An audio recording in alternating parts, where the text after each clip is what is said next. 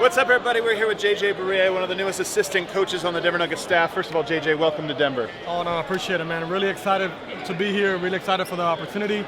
I know the city, I know the fans, we had a lot of battles before. Yeah. But I'm really excited about this team coming up. What is your impression of the city, and maybe more importantly, what is your impression of the team coming into it? No, well, the team is, the team for the past 4 or 5 years has been really good. So we know what we got on this team. We just try to make it a little bit better, bring a lot of new energy, keep them really positive during the year, and give the fans, another great year. What are some things that you could bring from your playing days that you could bring to this team right now? Man, a lot of experience, a lot of great coaches before that I learned from, a lot of good teammates, and energy. I'm always going to bring my energy. I love basketball. I love the NBA.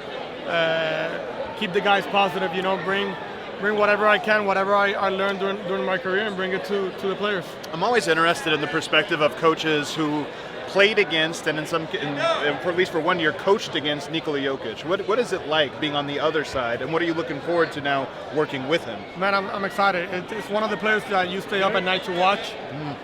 So smart, and what I love about him, he loves to compete, man. He loves to compete. That's what I like to do. So now being able to go in the game with him and compete with him in the same team will be awesome.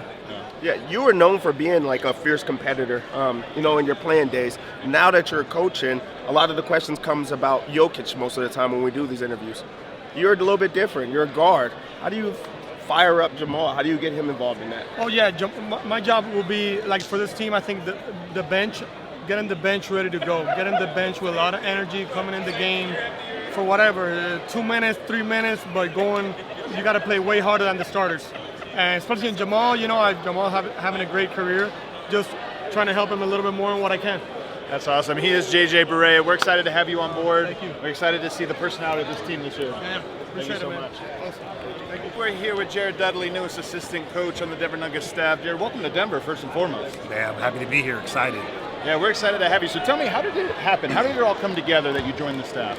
I was interviewing for different teams. Then I got a text message from the head coach after they asked for permission. Wanted me to come up there. I was overseas in Singapore doing Basketball Beyond Borders, and he's like, take a week and let's do dinner. And I told him, I said, hey, listen, anytime it's for the #1 spot for the Denver Nuggets, I'll fly out the next day. So I flew out the next day. We had a phenomenal dinner. And dinner went 4.5 hours. And so being with him, it's our first time really talking and just breaking down offense, defense, how we would do things, how we wouldn't do things. And then coming in the next day, and then within, 12, 14 hours, by the time I hit the plane, the offer was already done there. And it only took me 1 minute to decide. Really? Just 1 minute? Yeah, what was it about that dinner that made it so much different or made you want to be a part of this organization? Well, first thing first, when I was with Dallas and with the Lakers, Denver's always been one of the top teams. You have Jokic, the best player in the NBA. It was always between him and Luka and Shea and every time, but he's been so consistent at such a top basis. And I think the second thing is reason why early on was for Dallas was ownership. Having a head coach that's been there a long time, you look at their football, you look at their soccer, you look at that one, and then always for a chance to compete for a championship. It's my first time. I was an assistant as a defensive hand, had a lot of influence on a lot of stuff you got to do, the little tricks and trades. You already have a championship core. My job here is to help bring the adjustments, bring a different identity, intensity from a player perspective, and help this team get over the hump. And what is some of that identity that you want to bring to the team? What do you see from them that they do really well, and what is something you say, here's where we got to go to the next level? Yeah, I think obviously the offense is, top 5. When it comes to Jokic, it's really simple, easy. You're cutting Jamal Murray when it comes down to crunch time hoops. I think defensively, it's having the identity. I think they were 22nd in defense. Terrible transition defense team, but they're good at crashing, getting rebounds. So putting in different structure of, hey, when to crash, when not to crash, who do you want to get back? Defensively have a toughness. As we saw, we see Watson has all defensive team calling them out. I'll probably meet with Murray one time as you look at all the top guards. Hey, this is where you rank defensively.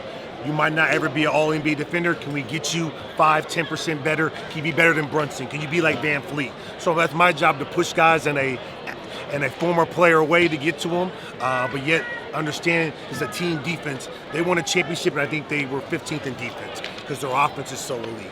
Let me ask this one question, though, because everybody I talk to tells me he could call guys out. Players really connect with him, even when he can be brutally honest. Is that a born skill? Is that something you cultivate? Like, where did that come from? I think some stuff we all have natural ability. I think for me, it's when you use the word calling out, I get to know you. I know, it's like if you have a lot of kids, of which kids, it's more sensitive than others. So it's for someone, you don't call anyone out early on. You learn them, you get in the gym with them, you talk it. And then eventually, I'm always about winning and being unselfish. That's how I was as a player. And so these guys, it might be through jokes. It might be a tough film session. It might be, hey, listen, I'm going to pull you aside and say, hey, I'm going to get on you in front of the team, but it's going to help in the grand scheme of things. So it's a feel. You got to have a feel in the game time, feeling that one. But for me, I've been pretty good at it. With the new acquisitions and guys that they bring around, how do you add that philosophy but keep that culture? Yeah, I think first thing, you have your core, but you ain't got like Cam. And Cam Johnson can play anywhere. He's a system player, high level, high IQ, and high character, which is one. I have Tim. Tim's going to bring toughness.